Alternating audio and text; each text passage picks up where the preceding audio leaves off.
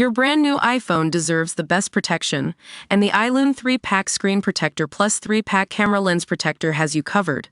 Don't take risks with your iPhone. Click the link in the video description to shop now on Amazon. The world of mining is always a complex one, but recent events in Indonesia are taking it to a whole new level. The giant Grasberg copper mine, owned by Freeport-mcmoran Inc., has been hit with a major setback after a flood damaged underground tunnels and killed 2 workers. But this isn't just any ordinary accident. It's another sign of the ongoing tensions between the Indonesian government and foreign miners. In recent years, Indonesia has been trying to assert its control over its natural resources, particularly for companies like Freeport that have long operated in the country. The government is keen on getting a greater share of the profits, and they're not afraid to take action when they feel underpaid. Take the case of Grasberg, for instance. It's one of the most valuable mines in Indonesia, but Freeport has had to navigate a complex web of negotiations over ownership and control. The problem is that this isn't just about money, it's also about power and influence. The Indonesian government wants to be able to dictate terms to foreign companies operating on its soil, and they're not afraid to use the courts or even force majeure declarations if things don't go their way. And now, with Freeport declaring force majeure after the accident, it's clear that relations between the two sides are at an all-time low. But what's behind this push for greater control?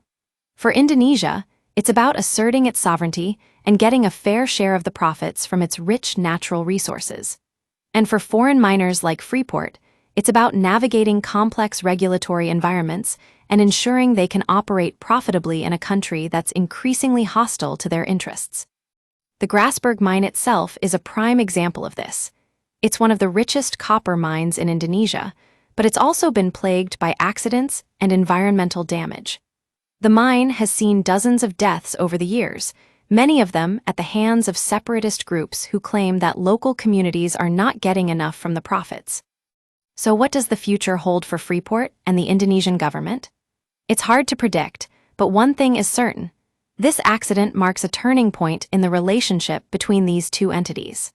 With copper prices soaring to record highs, Grasberg will be crucial for Indonesia's revenue streams, but also poses significant challenges for Freeport's ability to operate profitably. The Indonesian government has already made it clear that they want more control over the mine, and now that Freeport has declared force majeure, it's likely that talks will be complicated. With U.S. President Donald Trump's increasingly defensive stance towards American companies abroad, there may even be tariffs on the line, a prospect that could further escalate tensions between Indonesia and the global mining industry. So as the situation unfolds at Grasberg, one thing is clear. This accident is more than just an industrial mishap. It's a symptom of deeper changes in the world of mining. The battle for control over Indonesia's rich resources will only continue to intensify, with far-reaching consequences for companies like Freeport and the global economy itself.